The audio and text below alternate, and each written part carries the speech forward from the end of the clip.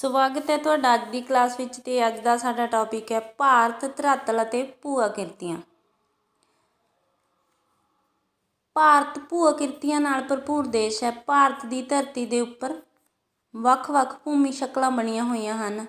ਇਸ ਦੇ ਉੱਤਰ ਦੇ ਵਿੱਚ ਵਿਸ਼ਾਲ ਹਿਮਾਲਿਆ ਪਰਬਤਾਂ ਦੀ ਲੜੀ ਹੈ ਤੇ ਦੱਖਣ ਦੇ ਵਿੱਚ ਸੰਸਾਰ ਦੇ ਸਭ ਤੋਂ ਪੁਰਾਣੇ ਭੂ ਭਾਗਾਂ ਵਿੱਚੋਂ ਇੱਕ ਪ੍ਰਾਇਦੀਪੀ ਪਠਾਰ ਬਣੀ ਹੋਈ ਹੈ। ਇਹ ਜੋ ਵੱਖ-ਵੱਖ ਭੂ ਆਕਿਰਤੀਆਂ ਭਾਰਤ ਦੀ ਧਰਤੀ 'ਤੇ ਬਣੀਆਂ ਹੋਈਆਂ ਹਨ, ਇਹਨਾਂ ਨੂੰ ਬਣਨ ਲਈ ਕਈ ਅੰਦਰੂਨੀ ਅਤੇ ਬਾਹਰੀ ਕਾਰਕ ਜ਼ਿੰਮੇਵਾਰ ਹਨ। ਭਾਰਤ ਦੇ ਕੁੱਲ ਖੇਤਰਫਲ ਦੇ 18.6% ਭਾਗ ਦੇ ਵਿੱਚ ਪਹਾੜੀਆਂ ਨੇ, 10.7% ਭਾਗ ਦੇ ਵਿੱਚ ਉੱਚੇ ਪਹਾੜ ਹਨ, 27.7% ਭਾਗ ਵਿੱਚ ਪ੍ਰਾਇਦੀਪੀ ਪਠਾਰ ਹਨ ਤੇ 43% ਭਾਗ ਵਿੱਚ ਮੈਦਾਨ ਹਨ। ਭਾਰਤ ਦੀ ਧਰਤੀ ਨੂੰ ਅਸੀਂ ਭੂ ਆਕਿਰਤਿਕ ਤੌਰ 'ਤੇ 5 ਭਾਗਾਂ ਦੇ ਵਿੱਚ ਵੰਡ ਸਕਦੇ ਹਾਂ। ਇਹ 5 ਭਾਗ ਹਨ: ਹਿਮਾਲਿਆ ਪਰਬਤੀ ਖੇਤਰ, ਉੱਤਰ ਦੇ ਵਿਸ਼ਾਲ ਮੈਦਾਨ, ਪ੍ਰਾਇਦੀਪੀ ਪਠਾਰ, ਤੱਟ ਦੇ ਮੈਦਾਨ ਅਤੇ ਭਾਰਤੀ ਦੀਪ ਸਮੂਹ। ਇਹਨਾਂ 5 ਭਾਗਾਂ ਦੇ ਵਿੱਚੋਂ ਅੱਜ ਦੀ ਇਸ ਵੀਡੀਓ ਦੇ ਵਿੱਚ ਅਸੀਂ ਹਿਮਾਲਿਆ ਪਰਬਤੀ ਖੇਤਰ ਬਾਰੇ ਪੜ੍ਹਾਂਗੇ। ਹਿਮਾਲਿਆ ਪਰਬਤ ਸ਼੍ਰੇਣੀ ਨੂੰ ਉੱਤਰ ਤੋਂ ਲੈ ਕੇ ਦੱਖਣ ਵੱਲ 4 ਭਾਗਾਂ ਦੇ ਵਿੱਚ ਵੰਡਿਆ ਜਾਂਦਾ ਹੈ: ਟਰਾਂਸ ਹਿਮਾਲਿਆ, ਮਹਾਨ ਹਿਮਾਲਿਆ, ਛੋਟਾ ਜਾਂ ਨੀਵਾਂ ਹਿਮਾਲਿਆ, ਸ਼ਿਵਾਲਿਕ ਤੇ ਪੂਰਵਾਂਚਲ।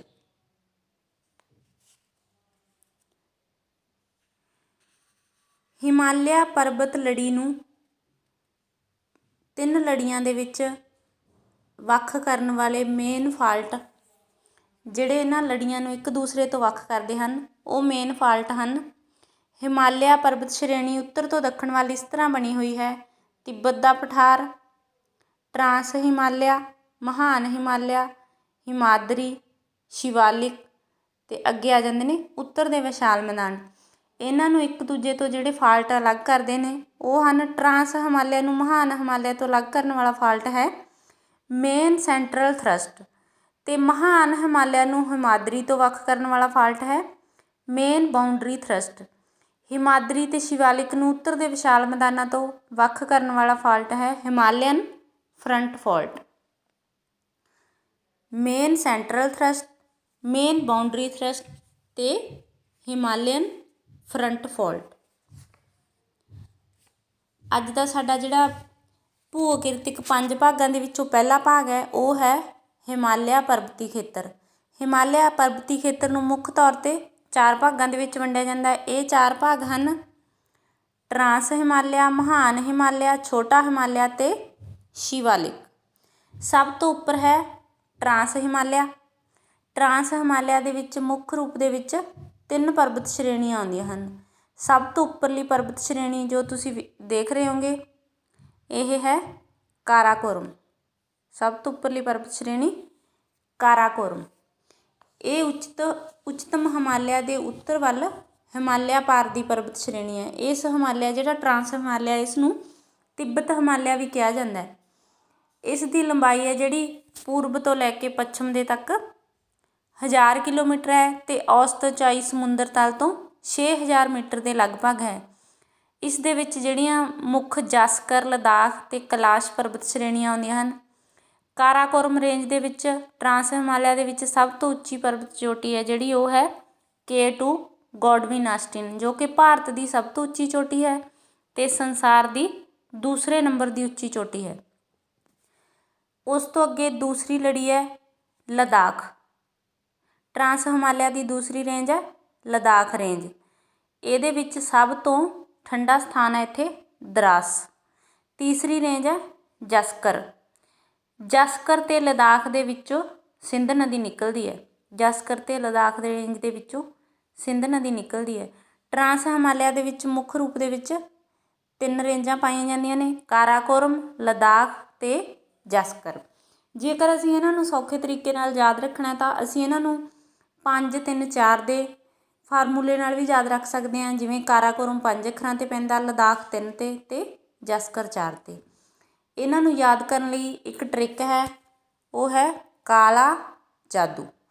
ਸੌਖੇ ਤਰੀਕੇ ਨਾਲ ਯਾਦ ਰੱਖਣ ਦੇ ਵਾਸਤੇ ਕਾ 'ਤੇ ਬਣ ਗਿਆ ਕਾਰਾਕੋਰਮ, ਲਾ 'ਤੇ ਬਣ ਗਿਆ ਲਦਾਖ, ਅਤੇ ਜਾਦੂ ਅਤੇ ਜਸਕਰ। 3 ਰੇਂਜ ਨੂੰ ਜੇਕਰ ਅਸੀਂ ਟ੍ਰਿਕ ਯਾਦ ਕਰ ਲੈਂਦੇ ਹਾਂ ਕਾਲਾ ਜਾਦੂ, ਤਾਂ ਅਸੀਂ ਜ਼ਿੰਦਗੀ ਭਰ ਨਹੀਂ ਭੁੱਲ ਸਕਦੇ ਇਸ ਨੂੰ। ਦੂਸਰੀ ਪਰਬਤ ਲੜੀ ਹੈ ਮਹਾਨ ਹਿਮਾਲਿਆ। ਇਸ ਨੂੰ ਮਹਾਨ ਹਿਮਾਲਿਆ ਜਾਂ ਉੱਚਤਮ ਹਿਮਾਲਿਆ ਵੀ ਕਿਹਾ ਜਾਂਦਾ ਹੈ। ਅੰਦਰੂਨੀ ਹਿਮਾਲਿਆ ਜਾਂ ਹਿਮਾਦਰੀ ਵੀ ਕਿਹਾ ਜਾਂਦਾ ਹੈ। ਇਸ ਦੀ ਔਸਤ ਉਚਾਈ ਹੈ ਜਿਹੜੀ ਇਹ ਵਾਲੀ ਰੇਂਜ ਹੈ, ਇਸ ਦੀ ਔਸਤ ਉਚਾਈ ਹੈ 5100 ਮੀਟਰ ਅਤੇ ਲੰਬਾਈ 2400 ਕਿਲੋਮੀਟਰ ਤੱਕ ਹੈ। ਇਹਦੇ ਇਸ ਸਿਰੇ 'ਤੇ ਨਾਗਾ ਪਰਬਤ ਹੈ ਅਤੇ ਇੱਧਰ ਨਾਮਚਾ ਬਰਵਾ ਨਾਮਕ ਸਥਾਨ ਹੈ। ਇਹ ਨਾਗਾ ਪਰਬਤ ਤੋਂ ਲੈ ਕੇ ਨਾਮਚਾ ਬਰਵਾ ਤੱਕ ਫੈਲੀ ਹੋਈ ਹੈ।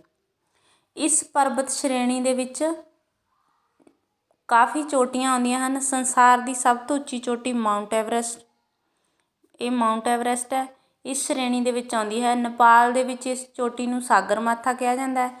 ਤਿੱਬਤ ਦੇ ਵਿੱਚ ਇਹਨੂੰ ਕੌਮੂ ਲਾਂਗਮਾ ਕਿਹਾ ਜਾਂਦਾ ਹੈ, ਅਤੇ ਇੱਥੇ ਕੰਚਨਜੰਗਾ ਚੋਟੀ ਆਉਂਦੀ ਹੈ, ਧੌਲਾਗਿਰੀ ਅਤੇ ਨੰਦਾ ਦੇਵੀ।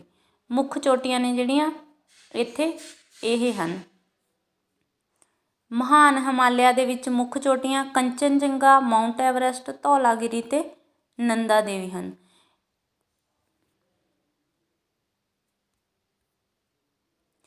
ਇਹਨਾਂ ਚੋਟੀਆਂ ਨੂੰ ਯਾਦ ਕਰਨ ਵਾਸਤੇ ਮਹਾਨ ਹਿਮਾਲਿਆ ਦੇ ਵਿੱਚ ਜਿਹੜੀਆਂ ਚੋਟੀਆਂ ਆਉਂਦੀਆਂ ਹਨ, ਇਹਨਾਂ ਨੂੰ ਯਾਦ ਕਰਨ ਦੇ ਲਈ ਇੱਕ ਟ੍ਰਿਕ ਹੈ। ਸੌਖੇ ਤਰੀਕੇ ਨਾਲ ਯਾਦ ਕਰਨ ਦੇ ਲਈ ਕੰਮ ਧੰਦਾ, ਪੂਰਬ ਤੋਂ ਲੈ ਕੇ ਪੱਛਮ। ਕੰਮ 'ਤੇ ਕੰਚਨਜੰਗਾ, ਮੰਮਾ ਮਾਊਂਟ ਐਵਰੈਸਟ, ਧੱਦਾ ਧੌਲਾਗਿਰੀ ਅਤੇ ਦੱਦਾ ਨੰਦਾ ਦੇਵੀ। ਚਾਰੇ ਚੋਟੀਆਂ ਸਾਨੂੰ ਆਸਾਨੀ ਦੇ ਨਾਲ ਯਾਦ ਹੋ ਜਾਣਗੀਆਂ। ਉਸ ਤੋਂ ਅੱਗੇ ਤੀਸਰੀ ਪਰਬਤ ਸ਼੍ਰੇਣੀ ਹੈ ਛੋਟਾ ਹਿਮਾਲਿਆ।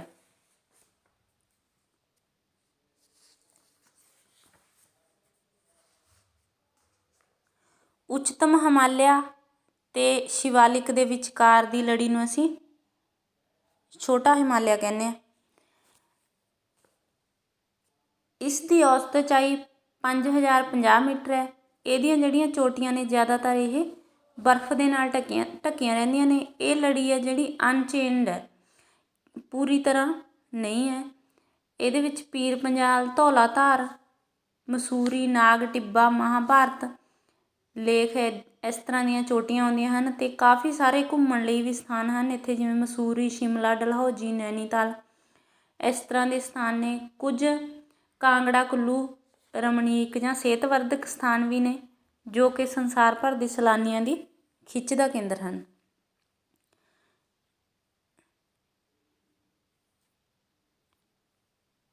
ਅੱਗੇ ਹੈ ਸਾਡੇ ਕੋਲ ਸ਼ਿਵਾਲਿਕ। ਨੈਕਸਟ ਲੜੀ ਹੈ ਸ਼ਿਵਾਲਿਕ ਲੜੀ। ਸ਼ਿਵਾਲਿਕ ਲੜੀ ਨੂੰ ਅਸੀਂ ਬਾਹਰੀ ਹਿਮਾਲਿਆ ਵੀ ਕਹਿੰਦੇ ਹਾਂ। ਇਸ ਦੀ ਲੰਬਾਈ 2400 ਕਿਲੋਮੀਟਰ ਹੈ ਅਤੇ ਚੜ੍ਹਾਈ ਹਿਮਾਚਲ ਪ੍ਰਦੇਸ਼ ਦੇ ਵਿੱਚ 50 ਕਿਲੋਮੀਟਰ ਹੈ। ਬ੍ਰਹਮਪੁੱਤਰ ਘਾਟੀ ਦੇ ਵਿੱਚ ਇਹ ਚੜ੍ਹਾਈ ਹੈ ਜਿਹੜੀ 15 ਕਿਲੋਮੀਟਰ ਤੋਂ ਵੀ ਘੱਟ ਹੈ। ਉਸ ਤੋਂ ਅੱਗੇ ਸ਼ਿਵਾਲਿਕ ਲੜੀ ਤੋਂ ਬਾਅਦ ਜਿਹੜੇ ਅਰੁਣਾਚਲ ਪ੍ਰਦੇਸ਼ ਦੇ ਵਿੱਚ ਹਿਮਾਲਿਆ ਪਰਬਤ ਨੇ, ਇਹ ਦਿਹਾਂਗ ਤੋਂ ਅਚਾਨਕ ਦੱਖਣ ਦਿਸ਼ਾ ਵੱਲ ਮੁੜ ਜਾਂਦੇ ਹਨ, ਇਸ ਸਾਈਡ ਨੂੰ ਮੁੜ ਜਾਂਦੇ ਹਨ। ਇਹਨਾਂ ਨੂੰ ਇੱਥੇ ਆ ਕੇ ਪੂਰਵਾਂਚਲ ਕਿਹਾ ਜਾਂਦਾ ਹੈ। ਇੱਥੇ ਵੀ ਕਈ ਸਾਰੀਆਂ ਚੋਟੀਆਂ ਪਾਈਆਂ ਜਾਂਦੀਆਂ ਹਨ। ਮੇਨ ਜਿਹੜੀਆਂ ਪਹਾੜੀਆਂ ਨੇ ਇਹ ਹਨ ਗਾਰੋ, ਖਾਸੀ ਅਤੇ ਜੈਤੀਆ ਦੀਆਂ ਪਹਾੜੀਆਂ।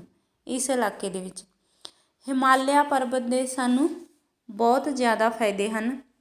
ਹਿਮਾਲਿਆ ਪਰਬਤ ਦੇ ਵਿੱਚੋਂ ਬਹੁਤ ਸਾਰੀਆਂ ਨਦੀਆਂ ਨਿਕਲਦੀਆਂ ਹਨ, ਜਿਹੜੀਆਂ ਪੂਰੇ ਭਾਰਤ ਨੂੰ ਪਾਣੀ ਦਿੰਦੀਆਂ ਹਨ। ਹਿਮਾਲਿਆ ਪਰਬਤ ਭਾਰਤ ਦੀਆਂ ਪ੍ਰਮੁੱਖ ਨਦੀਆਂ ਦਾ ਸਰੋਤ ਹੈ।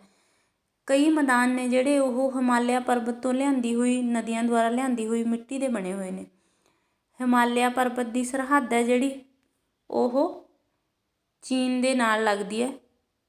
ਇਹ ਚਾਈਨਾ ਦਾ ਬਾਰਡਰ ਹੈ।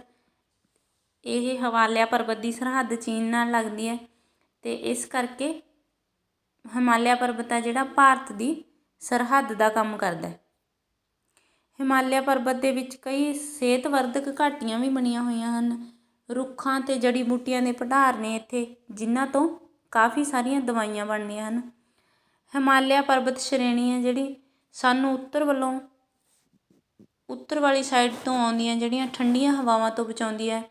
ਜਿਹੜੀ ਮਾਨਸੂਨ ਵਰਖਾ ਹੁੰਦੀ ਹੈ ਉਹ ਪਰਬਤਾਂ ਨਾਲ ਟਕਰਾ ਕੇ ਪੂਰੇ ਭਾਰਤ ਦੇ ਵਿੱਚ ਵਰਖਾ ਹੋ ਜਾਂਦੀ ਹੈ। ਇਹ ਇਹੋ ਜਿਹਾ ਸਥਾਨ ਹੈ ਜਿੱਥੇ ਸੰਸਾਰ ਭਰ ਤੋਂ ਸੈਲਾਨੀ ਹਰ ਸਾਲ ਲੱਖਾਂ ਦੀ ਤਾਦਾਦ ਦੇ ਵਿੱਚ ਸੈਰ ਕਰਨ ਆਉਂਦੇ ਹਨ। ਇਹ ਸੀ ਸਾਡਾ ਅੱਜ ਦਾ ਹਿਮਾਲਿਆ ਪਰਬਤ ਟੌਪਿਕ, ਅਤੇ ਅਗਲੇ ਪਾਰਟ ਦੇ ਵਿੱਚ ਅਸੀਂ ਕਰਾਂਗੇ ਇਹ ਅੱਜ ਅਸੀਂ ਕਵਰ ਕੀਤਾ ਹਿਮਾਲਿਆ ਪਰਬਤ, ਅਤੇ ਅਗਲੇ ਪਾਰਟ ਦੇ ਵਿੱਚ ਅਸੀਂ ਕਰਾਂਗੇ ਉੱਤਰ ਦੇ ਵਿਸ਼ਾਲ ਮੈਦਾਨ। ਧੰਨਵਾਦ।